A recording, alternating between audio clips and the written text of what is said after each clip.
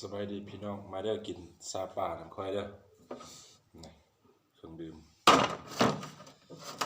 ซาปาอาหารมื้อนี้เนาะกินผู้เดียวตามเคยเนาะก็จะมีซาปามีอาหารการกินทุนเต็มโต๊ะเต็มจานเนาะมาเด้อมากินแซ่บๆกันเด้อพี่น้องเด้อ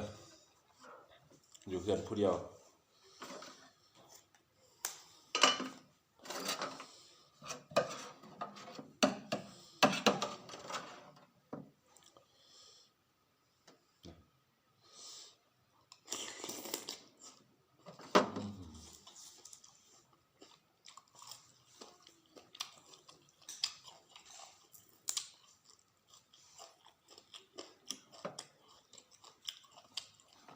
มื้อนี้กินทั้งซาปามีพันปลามีตำมะฮุงอะโล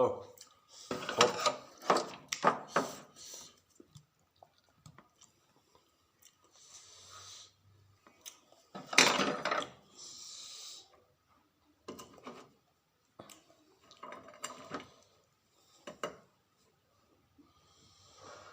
มากินนำกันได้พี่น้องเด้อ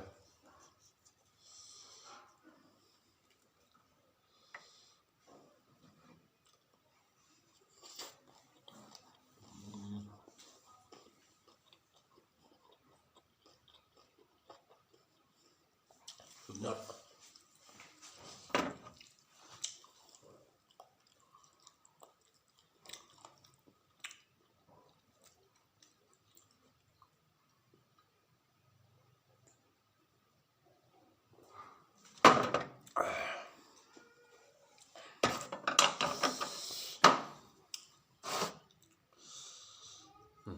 ตำบักหุ่ง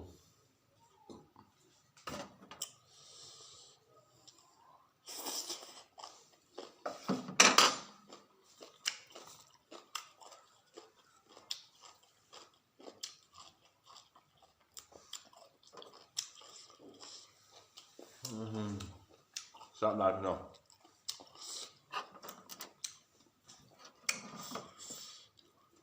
โอเค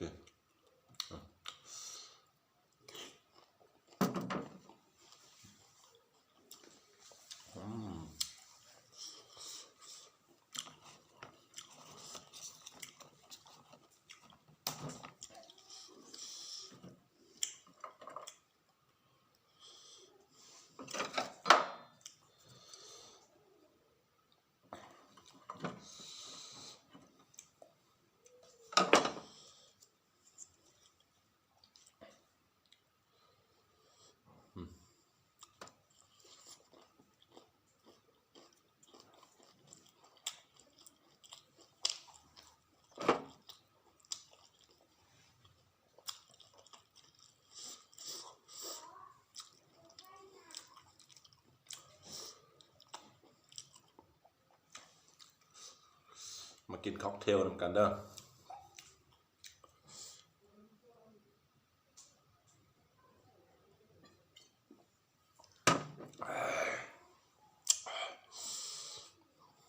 คักหลาย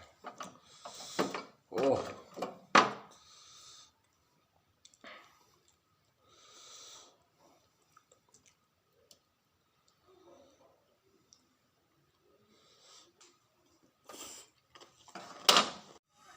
สบายดีมื้อนี้จะมาเฮ็ดซาปาซาต้มปลาเนาะซาดิบขึ้นอันนี้เด้อ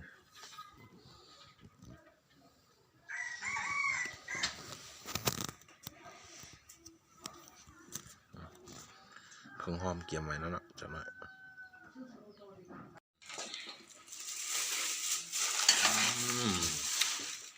สุดยอด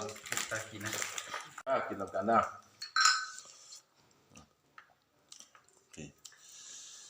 น้องสายสองคนมายามเพิ่นซื้อปลาเพื่อนเนี่ยปลาเฮ็ดพันปลาด้วยพี่น้องปลาเฮ็ดพันปลา